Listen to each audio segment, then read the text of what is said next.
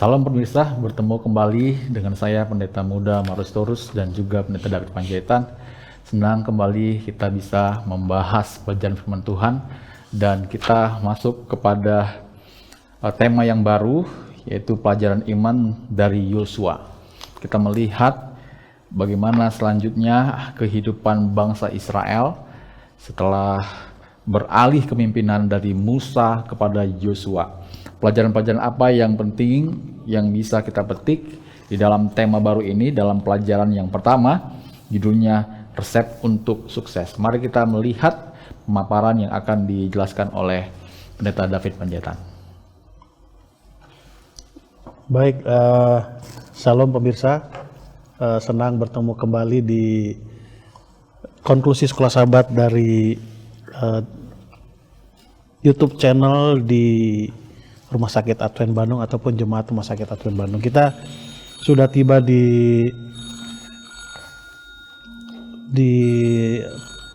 triwulan yang baru di tahun 2025 ini, dan ini lanjutan dari pelajaran triwulan yang lalu sebetulnya, karena triwulan lalu kita banyak membicarakan tentang kepemimpinan Musa.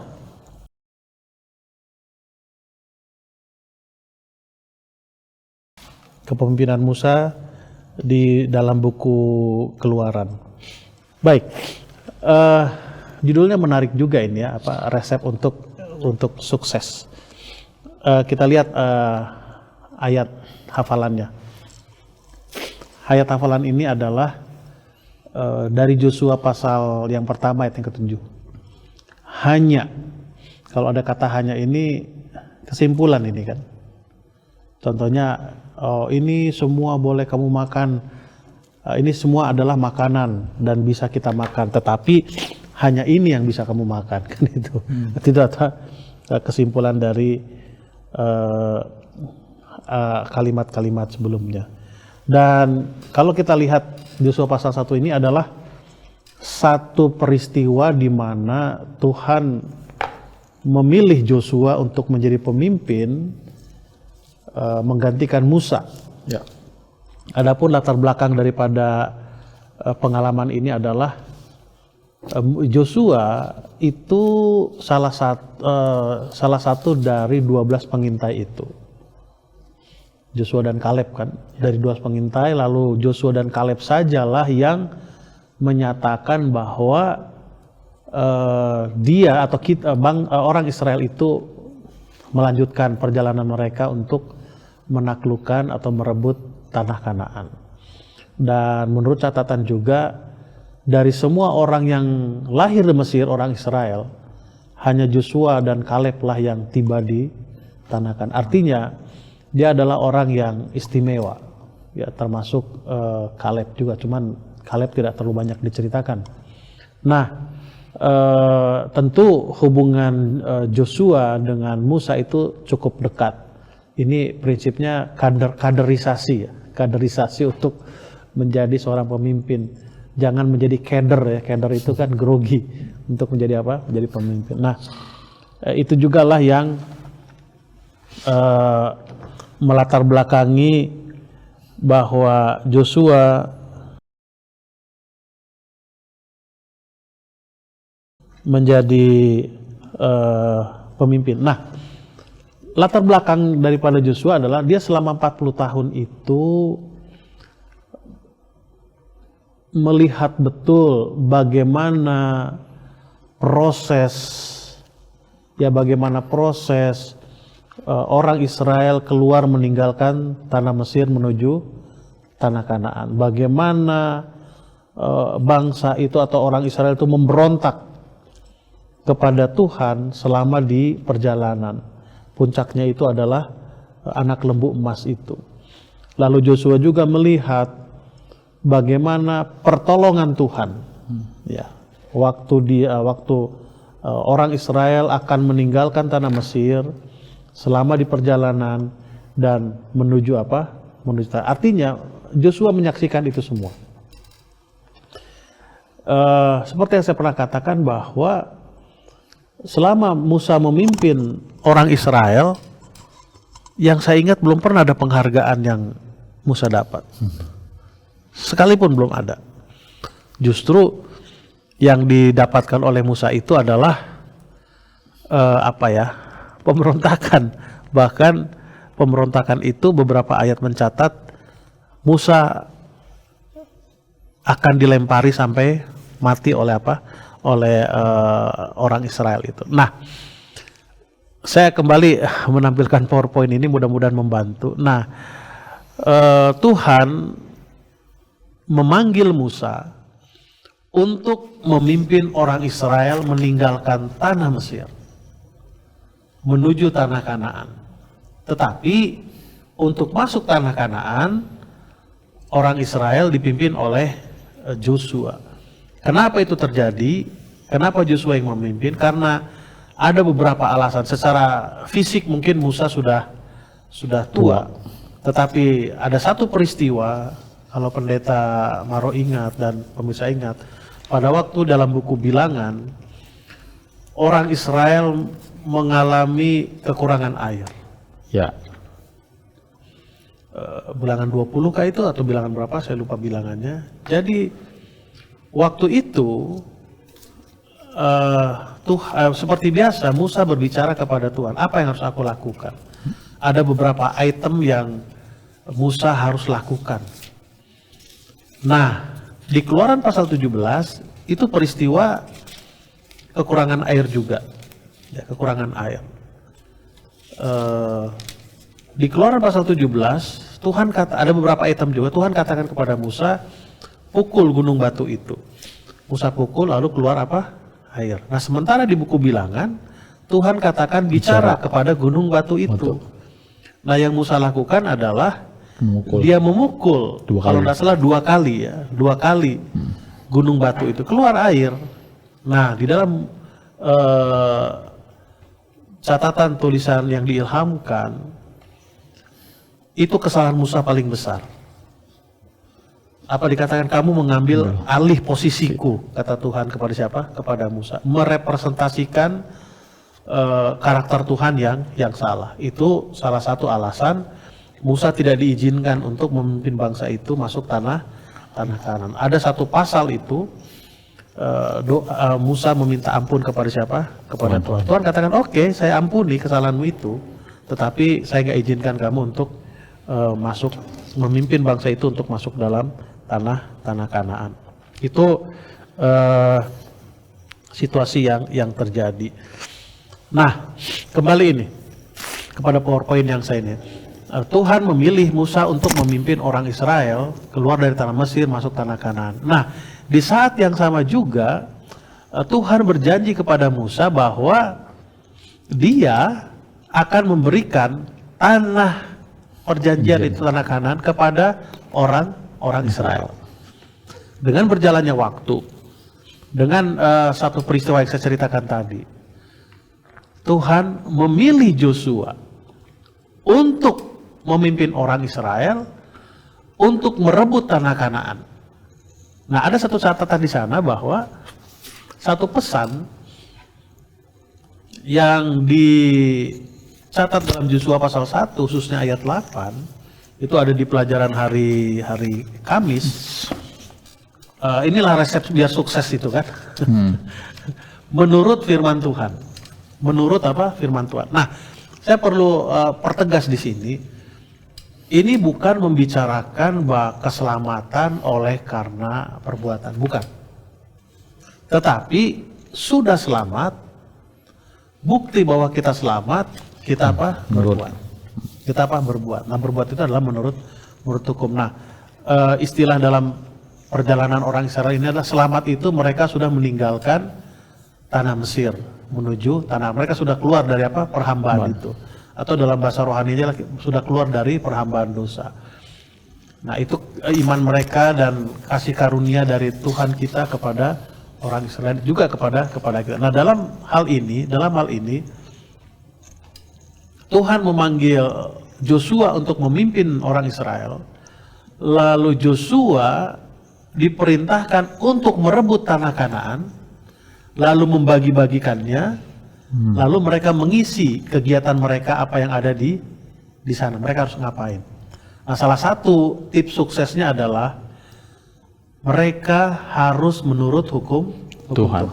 Itu tipsnya, resepnya. Tidak ada yang lain. Tetapi dengan berjalannya waktu, Alkitab mencatat, sejarah mencatat, karena orang Israel lama-kelamaan tidak menuruti apa yang Tuhan sudah katakan, atau tidak memegang perjanjian mereka kepada siapa?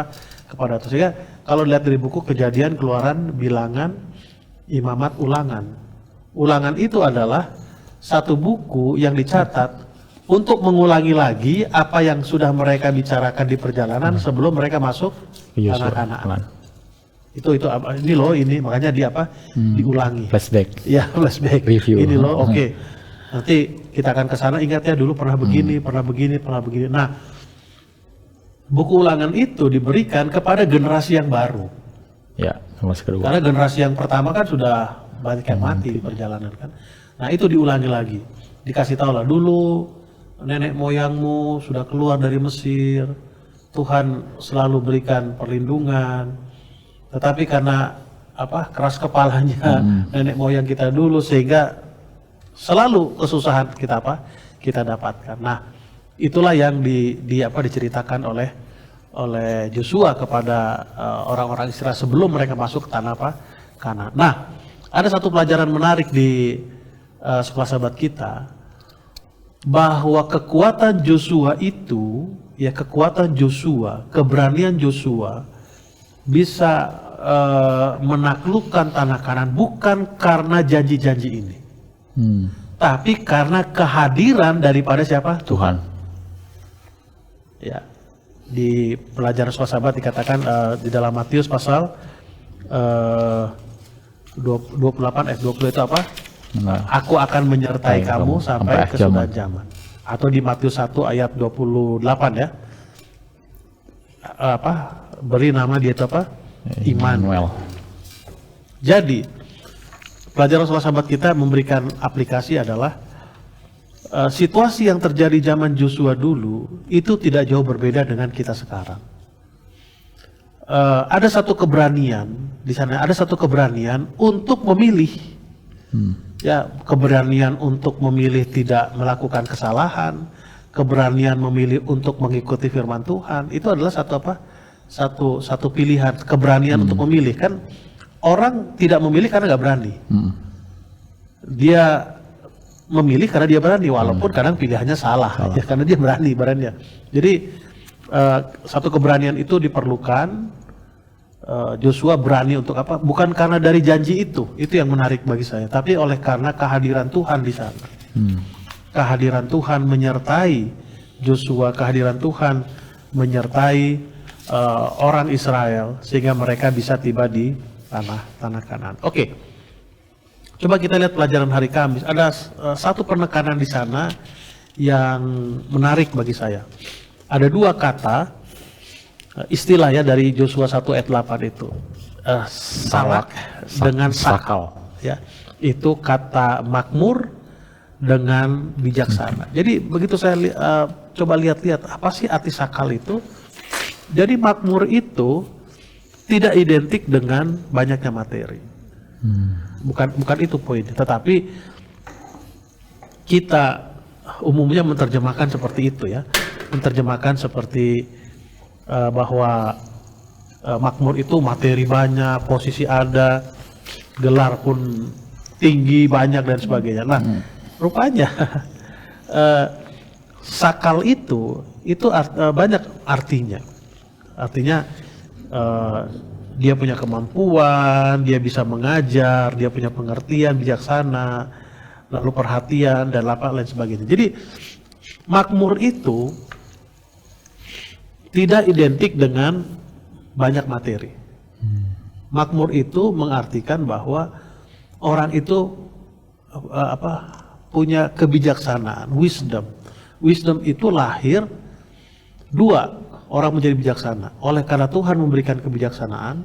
Kedua, oleh karena pengalaman hidupnya. Makanya banyak orang mengatakan kalau rambut putih menunjukkan kebijaksanaan, itu Alkitab juga katakan itu kan. Sudah banyak makan asam garam. Walaupun zaman sekarang banyak orang muda sudah putih-putih, sudah beberapa rambutnya putih. dicat. Jadi bagi saya adalah Joshua menjadi orang sukses karena dia menurut hukum dan dia meyakini bahwa Tuhan hadir bersama dia. Itu resep kesuksesan daripada siapa? Joshua. Saya pikir resep itu pun berhasil masih bisa kita terapkan sekarang. Setiap orang yang menurut hukum dalam pekerjaannya, orang itu meyakini bahwa waktu dia bekerja Tuhan menemani dia. Bukan berarti posisinya bagus, bukan itu poinnya. Bukan income salary-nya banyak, bukan itu poinnya. Kalau dari definisi ini ya, sakal ini. Sakal itu bijaksana itu kan, makmur sukses. Namun kata ini juga dapat berarti menjadi bijaksana atau bertindak dengan hati-hati. Kata ini sering muncul dalam kitab Ayub, Amsal dan Mazmur, di mana gagasan tentang kesuksesan terkait erat dengan bertindak bijak, dengan takut akan Tuhan dan mentaati firman-Nya. Jadi kesimpulan yang saya mau sampaikan adalah sesuai dengan judul tadi kan, resep untuk sukses adalah menurut hukum, lalu meyakini bahwa Allah itu menemani kita. Karena ada orang menurut hukum supaya bosnya senang. Ada kan? Itu sama saja dengan kita melakukan perbuatan biar diselamatkan. Itu konteksnya berbeda. Jadi dalam konteks ini, setelah kita diselamatkan, bagaimana biar kita bijaksana, bagaimana kita biar sukses, bagaimana kita biar bisa mengajarkan kepada orang lain, kita harus menurut hukum. Nah, kembali saya ulang-ulangi, menurut hukum itu mengekspresikan bahwa kita tahu Tuhan hadir di sana. Contoh yang lain, Pendeta Marupapa gembala jemaat, saya chaplain. Kalau gembala jemaat, jam kerjanya fleksibel, dia yang mengatur, fleksibel. Kalau kami tidak, ada jam yang tertentu, masuk sekian, jam sekian, pulang jam sekian. Nah, sering ini dibicarakan di kantor. Pada waktu pimpinan ada, jam berapa kita datang di kantor, jam berapa kita pulang. Pada waktu pimpinan tidak ada, ini dia kan, jam berapa kita datang, jam berapa kita pulang. Begitu juga dengan gembala jemaat. Jam berapa kita kerja, melayani, jam berapa kita tidak melayani, tidak ada yang lihat. Tetapi kalau kita meyakini bahwa Tuhan itu selalu memperhatikan kita, Tuhan itu selalu beserta dengan kita akan melakukan pekerjaan kita itu, kita akan bertanggung jawab dengan jam kerja yang diberikan kepada kita, bukan karena supaya pimpinan itu senang, bukan, tapi karena kita meyakini bahwa Tuhan menyertai kita. Amin. Baik, terima kasih Pendeta David yang sudah menerangkan. Jadi kalau kita bisa simpulkan dari pelajaran ini, resep yang sedang ditawarkan ataupun yang sedang diajarkan melalui pelajaran ini adalah resep untuk sukses dalam iman ya. Bukan pencapaian-pencapaian dunia, misalkan gelar dan sebagainya ya, tapi iman. Berarti ini merujuk kepada kesetiaan. Awalnya ini bicara tentang kerohanian, tetapi kalau kita implementasikan dalam dunia kerja kita, ini bisa juga relevan juga. Kenapa? Kita harus meluruskan definisi makmur itu apa, kan itu. Sukses itu apa? Nah, biasa pandangan duniawi, sekular, mempunyai pengertian makmur itu sama dengan mobilnya bagus. Bagus ini yang terbaru itulah. Lalu tabungan dengan depositonya banyak, gelarnya banyak, posisinya tinggi. Inilah definisi daripada makmur menurut sekularisme dunia ini. Tetapi menurut apa yang kita pelajari, sukses itu adalah satu, dia mengerti, dia bisa mengajarkan, dia bisa melihat situasi. Itu definisi daripada sukses. menurut pelajaran kita ya. Nah, ini semua bisa terjadi pada waktu kita menuruti hukum. Contoh, saya tidak tahu Pendeta Marupapa lakukan atau tidak, tetapi saya pernah baca sebuah artikel dulu, sudah lama sekali, sekitar 10 atau 11 tahun yang lalu, udah lebih lah kalau salah. Kebiasaan orang Indonesia beli elektronik adalah alat elektronik, begitu beli, buka kardusnya, itu langsung dibuang. Manual booknya itu nggak dibaca. Yeah. Seharusnya adalah waktu kita beli elektronik, buka kardusnya, pertama yang dilihat itu adalah manual booknya.